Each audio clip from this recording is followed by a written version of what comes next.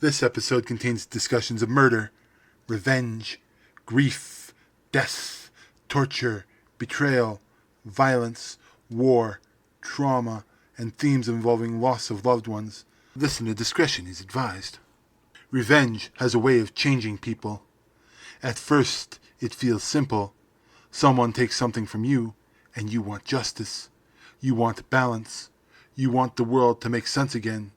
But revenge rarely stops there. The longer it burns, the more it consumes. It strips away mercy. It erodes compassion. It whispers that the only thing left worth living is for someone else to suffer the way you have suffered. Tonight, the Crucible welcomes two women who walked that road further than most. One watched her wedding become a massacre, then rose from the dead with vengeance as her only purpose. The other lost her child, her future, and the life she believed she deserved, then crossed continents, hunting every name on a list written in blood. Lady Stoneheart, the bride. Both women died long before their stories ended. Both returned transformed, and both became nightmares for the people who wronged them. One is driven by rage that refuses to fade. The other is determination that refuses to break. Because sometimes revenge is not just about justice. Sometimes it is about survival. And tonight, the Crucible asks a simple question. When two women built from grief and vengeance finally stand face to face, which one walks away?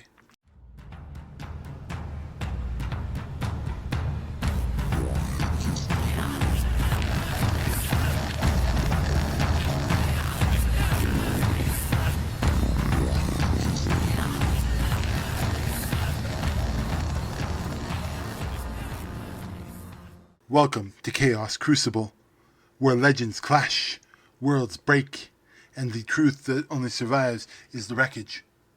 Tonight's battle is not about heroes, it is not about villains, it is about what remains after grief takes everything. Two women from very different worlds stand before us. One emerged from a massacre that stole her family and shattered her soul. The other clawed her way out of a grave after betrayal left her for dead.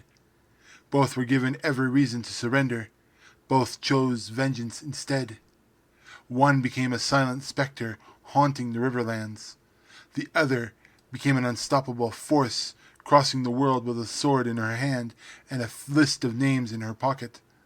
Tonight, we ask a question that cuts to the heart of revenge itself. What happens when vengeance meets vengeance? When the woman who refused to stay buried stands before the woman who refused to stop fighting. Prepare yourself. The blood has not dried. The names have not been forgotten. And the Crucible is about to awaken. Revenge is never the beginning of a story. It is what comes after. After the loss. After the betrayal. After the moment everything changes.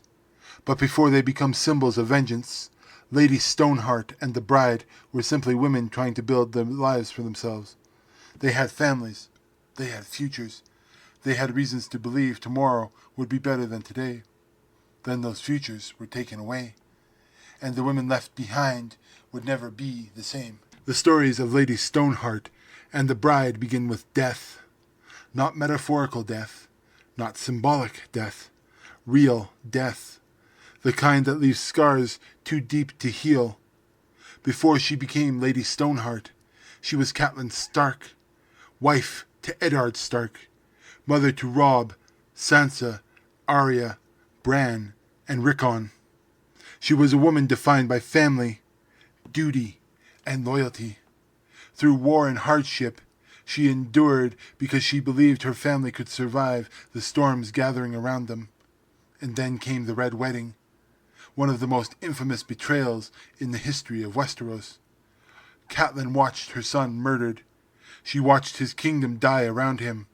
She watched hope itself bleed out across the floor of a banquet hall. And in her final moments, grief consumed everything she had left. The woman who died that day was not merely a mother. She was the last remnant of the life she once knew. And when she returned as something else. Lady Stoneheart, a corpse animated by rage and unfinished vengeance, a woman stripped of mercy, compassion, and forgiveness. The love she once carried remained, but it had been twisted into something darker, something colder, something that existed for one purpose alone: revenge. The bride's story begins differently, but it arrives at the same destination. She was a deadly assassin, one of the most feared members of the deadly Viper assassination squad. Yet despite the violence that surrounded her life, she wanted something more. She wanted peace. She wanted a family. She wanted to leave the bloodshed behind. Wow, she sounds like John Wick. For that decision, she paid dearly. On the day of her wedding rehearsal, the people she once trusted arrived with guns. Friends became executioners. Allies became murderers. The massacre left dozens dead, and the bride lying in a pool of her own blood. For years, she remained trapped in a coma, forgotten by the world, abandoned by everyone she had ever known. But unlike most victims, she woke up. And when she did, she carried only one purpose: a list, a mission, a promise. Every person responsible would answer for what they had done. Both women were shaped by unimaginable loss. Both lost the futures they believed they deserved, and both emerged from death, transformed into instruments of vengeance. But there is one critical difference. The bride remembers who she is. Lady Stoneheart does not.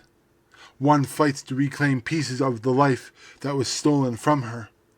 The other exists only to punish those who took it away.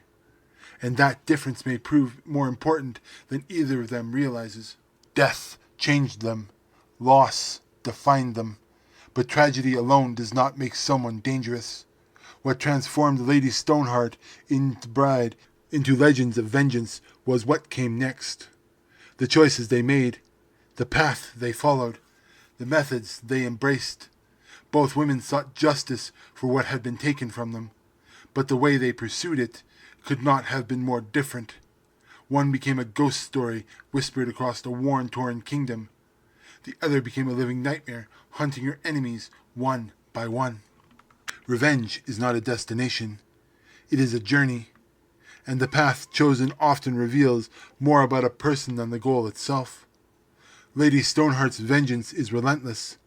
After returning from death, she abandons nearly everything that once made Catelyn Stark who she was. Mercy disappears. Compassion fades. Nuance becomes irrelevant. In her eyes, guilt is simple. If someone aided the enemies of House Stark, they deserved the punishment. The brothers without banners became her weapon. Under her leadership, justice transforms into something darker. Trials becomes executions. Suspicion becomes evidence. The line between guilt and innocence blur between the naith of her hatred. Stoneheart does not seek closure. She seeks retribution. Every hanging, every execution, every act of vengeance is another attempt to balance a scale that can never truly be balanced. The bride follows a far more personal path. Her revenge is surgical, focused, methodical. She does not wage war against organizations or entire factions. She hunts individuals. Every name on her list represents someone directly responsible for destroying her life. One by one, she tracks them down. One by one, she forces them to face the consequences of their choices. What makes the bride so dangerous is her discipline. She never loses sight of her objective. She adapts, learns, improves. Every encounter brings her closer to the final confrontation she knows is waiting. Where Stoneheart becomes consumed by vengeance, the bride controls it. Her anger fuels her, but it does not command her. Both women leave trails of blood behind them. Both inspire fear. Both become a symbol of reckoning. Yet one remains a strategist. The other becomes a force of nature. And that distinction changes everything. Because revenge is most dangerous when it begins to consume the person seeking it. Every act of vengeance carries a cost. Every name crossed off a list, every enemy brought to justice, every victory won through blood. Eventually, revenge demands payment, and for both Lady Stoneheart and the bride, that payment came in the form of something precious, their humanity. The question is not whether vengeance changed them. The question is how much of themselves survived the transformation. Perhaps the greatest difference between Lady Stoneheart and the bride is not how they seek revenge. It is what remains of them once revenge takes hold. Lady Stoneheart is a tragedy, not because she died, but because so much of Catelyn Stark died with her. The woman who loved once fiercely, protected her family, and believed in honor has been reduced to fragments. Her grief became so overwhelming that it consumed nearly everything else. The mother remains.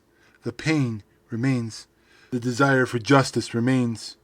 But the balance that once existed is gone. What walks the Riverland is not truly Catelyn Stark. It is the wound left behind after Catelyn Stark was destroyed. Stoneheart no longer dreams of rebuilding her life. She no longer hopes for peace.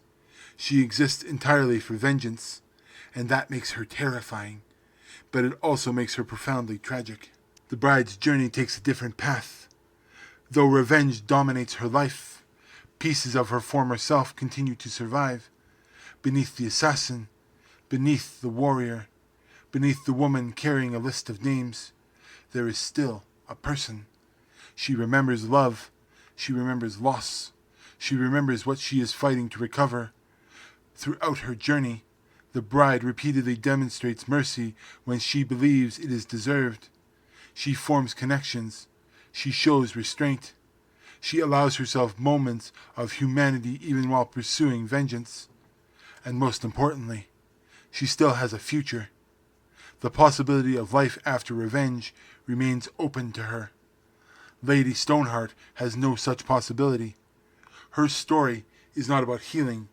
It is about becoming consumed. Both women were broken by betrayal. Both transformed into instruments of retribution. Yet only one remains capable of becoming something more than revenge itself. And that difference may ultimately determine which of them stands stronger when all is said and done. Origins tell us what they lost. Vengeance tells us what they become. Humanity tells us what survived. Now comes the question Chaos Crucible was built to answer. What happens when two women forged by betrayal finally stand face to face? When the ghost of the Red Wedding meets the survivor of the Deadly Viper assassination squad? When a revenant, driven by endless rage, confronts a woman driven by relentless purpose? The dead have risen, the list has been written, and the crucible is ready. The arena is silent. Fog rolls across ancient shore stained by countless battles. Broken banners hang motionless in the darkness. Torches flicker against crumbling walls as two figures emerge from opposite ends of the crucible. Lady Stoneheart arrives first. Her movements are slow but unwavering. Torn flesh hangs from her face. Her throat bears the mark of violence that ended her life. She says nothing. She doesn't need to. Her presence speaks for her. She is vengeance given form.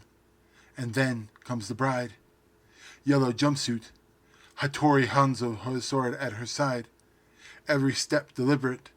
Every movement controlled. Unlike Stoneheart, she is alive in every sense of the word. Her eyes remain focused. Breathing remains steady.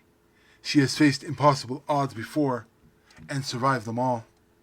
For a moment, they simply stared.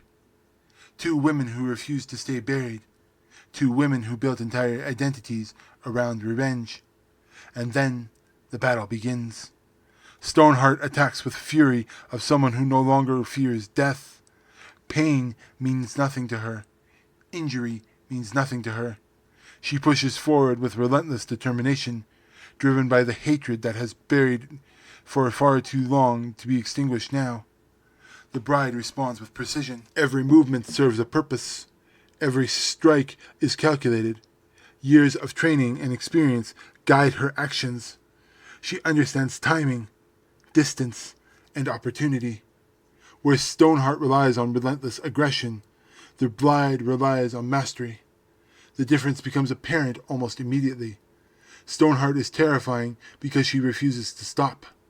The bride is dangerous because she knows exactly when to strike. Again and again, the revenant presses forward. Again and again, the assassin finds openings. One is driven by rage. The other remains guided by discipline. And as the battle continues, the crucible begins to reveal a truth neither woman can escape. Revenge may provide strength, but skill decides survival. At first glance, Lady Stoneheart appears unstoppable. She feels no fear, no hesitation, no mercy. She has already lost everything. What more can be taken from her? But that same truth is also her greatest weakness. Lady Stoneheart no longer grows.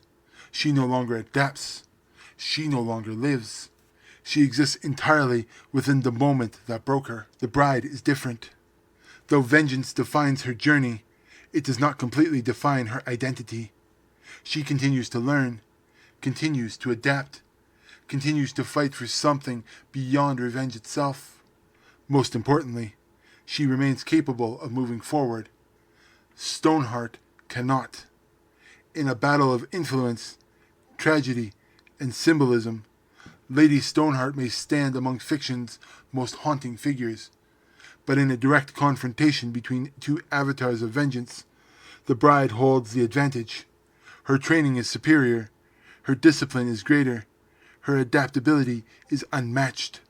And unlike Stoneheart, she remains capable of seeing beyond her hatred. When the dust settles and the arena falls silent, only one woman is still moving toward the future. Tonight, the crucible gives the victory to the bride. Not because her pain was greater, not because her loss was mattered more, but because revenge never completely consumed the person she used to be. This has been Chaos Crucible, a clash between two women who transformed grief into purpose and loss into vengeance. One became a ghost, haunting the people who destroyed her family. The other became a warrior, haunting every name responsible for stealing her future. Both walked through death. Both left rivers of blood behind them. And both remind us that revenge is rarely about punishment. It is about what remains after everything else has been taken away. Thank you for stepping into the crucible with us. If you enjoyed today's battle, be sure to follow, subscribe, and share the show wherever you listen. And if you like this as well, please check out fandoms in anime on other channels and tell them I sent you. And then until next time, stay curious, stay reckless, and remember, the most dangerous people are not the ones who seek revenge. They are the ones who survive long enough to find it.